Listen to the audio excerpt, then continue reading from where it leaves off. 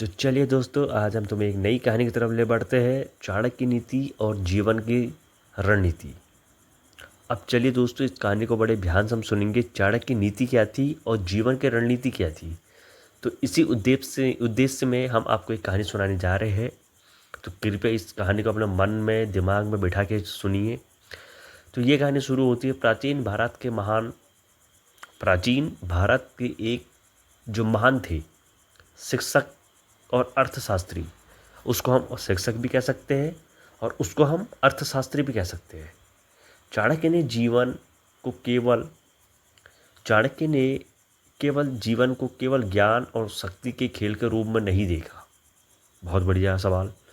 आचार्य चाणक्य ने जीवन को खेल के रूप में नहीं देखा, मजाक के रूप में नहीं देखा, ठीक है दोस्तों, बल्कि उसे एक ऐसी रणनीति समझा। बल्कि आचार्य चाणक्य ने उसे एक ऐसी रणनीति समझा जिसमें बुद्धिमत्ता, धैर्य, आप समझ रहे दोस्तों, जिसमें बुद्धिमत्ता, धैर्य और दूरदर्शिता का संतुलन हो। दूरदर्शिता माने हमारे लिए कौन क्या कर रहा है उसको पहले से भाप लो, जान लो, पहचान लो, तो संतुलन हो। कहानी का शुरुआत तब होती है, कहानी अब शुरू होती है दोस्तों। कहानी की शुरुआत तब होती है जब युवा साम्राज्य के राजकुमार, अब ये कहानी शुरू हो गई। कब शुरू हो गई? अब हो गई कि जब युवा साम्राज्य के राजकुमार की आंखें सत्ता और सफलता की चमक में अंधी हो जाती है। सत्ता और सफलता की चमक में वो राजकुमार की जो आंखें होती है ना, वो क्या हो जाती है? अंधी हो जाती है। वो ऊपर ऊपर देखने लगता है, उसकी आंखें सत्ता के कारण अंधी हो जाती है और उसे जीवन की कठिनाइयों का सामना करना पड़ता है। और उसे, जो राजकुमार था, जीवन की कठिनाइयों का उसे सामना करना पड़ता है, ठीक है, उसे सामना करना पड़ता है, राजकुमार को सामना करना पड़ता है।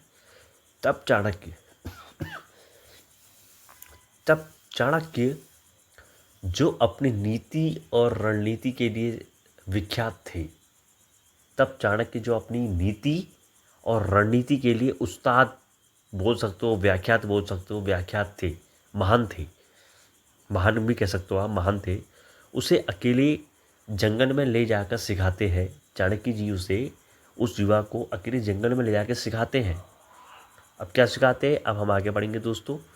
तो उसे चाणक्य सिखाते हैं कि किस तरह भय, लालच और धोखे को पहचान कर किस तरह दोस्तों भय, लालच और मतलबियों को पहचान कर, मित्र और शत्रुओं की मानसिकता को समझकर, कौन हमारा मित्र है, कौन हमारा शत्रु है, तो मित्रता और शत्रुओं की मानसिकता बोले मन की, उसके मन में क्या चल रहा है, मानसिकता को समझकर समय और परिस्थिति के अनुसार कदम बढ़ाया जाता है। ठीक है दोस्तों, ये आचार्य चाणक्य के मुख से निकले हुए शब्द थे। मानसिकता को सोच समझ से कदम बढ़ाया जाता है, ये आचार्य चाणक्य उस युवा को समझाते हैं, उसको अकेले जंगल में ले जाके, और उसे यह बताते हैं कि, और उस युवा को यह बताते हैं, ज्ञात कराते हैं कि धन और शक्ति केवल साधन है।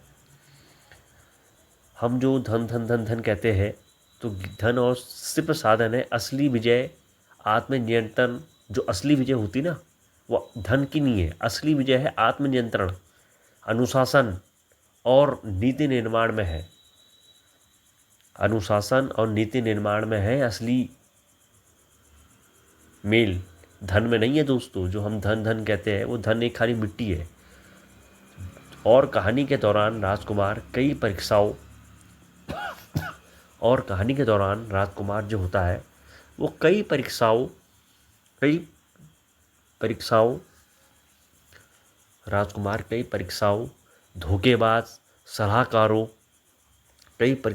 धोखेबाज और सलाहकारों, राजनीतिक षड्यंत्रों और युद्धों से गुजरता है। इतने सारे उनको दंड भरने पड़ते हैं उस युवक को आगे बढ़ने के लिए।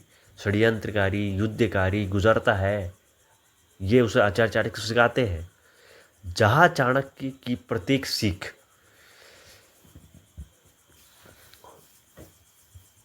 जहाँ आचार्य चाणक्य की प्रत्येक सीख शत्रु को समझाकर अवसर। तो दोस्तों, इससे क्या था कि इससे लाभ उठाओ और हमेशा सतर्क रहो। अब चाणक्य जी कहते हैं, क्या समझाते कि हमेशा सतर्क रहिए या रहो, उसके जीवन का मार्गदर्शन बनती है। हमेशा जीवन में सतर्क रहो, उससे जीवन में मार्गदर्शक क्या होती है, पहचान होती है, बनती है। हमेशा सतर्क रहो, पागलपंती जैसा मत करो, मार्गदर्शन बनती है। अंत हो, राजकुमार न केवल साम्राज्य के लिए बल्कि अतः न राजकुमार न केवल साम्राज्य के लिए बल्कि अपने भीतर के भय, जो राजकुमार था अतः में क्या हुआ, बल्कि अपने भीतर के भय, समाज के लिए नहीं, अपने भीतर के भय और कमजोरियों पर विजय पाता है।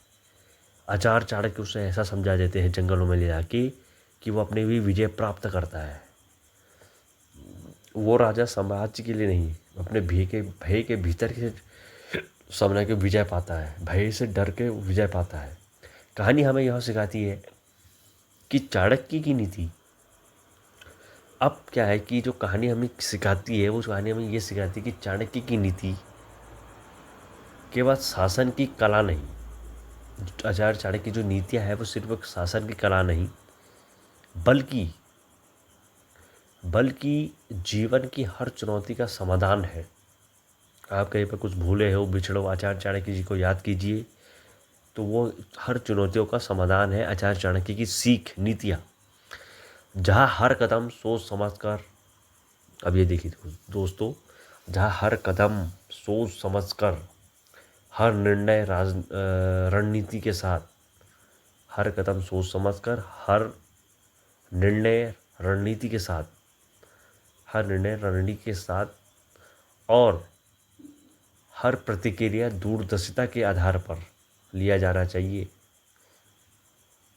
हर प्रतिक्रिया दूरदर्शिता के आधार पर, उसको पहले जान लो, भाप लो, उसके आधार पर लिया जाना चाहिए। और यही संदेश कहानी की आत्मा बनता है, और यही संदेश जो है इतना बड़ा, वो कहानी की क्या बनता है, आत्मा बनता है,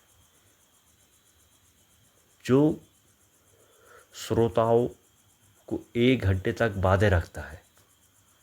जो श्रोताओं को, जो ये कहानी को पढ़ रहे हैं, उसे 1 घंटे तक क्या रखता है, अपने पास बिठा के रखता है, बात कर रखता है। ठीक है दोस्तों, सोचने पर मजबूर करता है। ये देखिए दोस्तों, श्रोताओं को सोचने पर, बैठने पर मजबूर कर देता है। ठीक है, कि कैसे बुद्धिमत्ता, साहस और धैर्य के माध्यम से जीवन में स्थायी सफलता, कैसे बुद्धिमत्ता और साहस और धैर्य के हम कैसे आगे बढ़े, कैसे सहज धैर्य के माध्यम से जीवन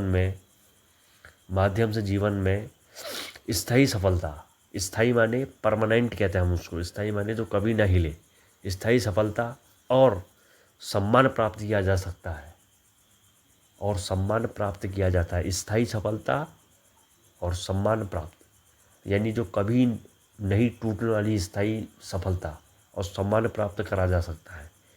तो इसी साथ हम अपने कहानी का विराम करते हैं। धन्यवाद। मेरे चैनल को सब्सक्राइब करिए, ऐसी कहानी और हम आपको लेके आएंगे। धन्यवाद।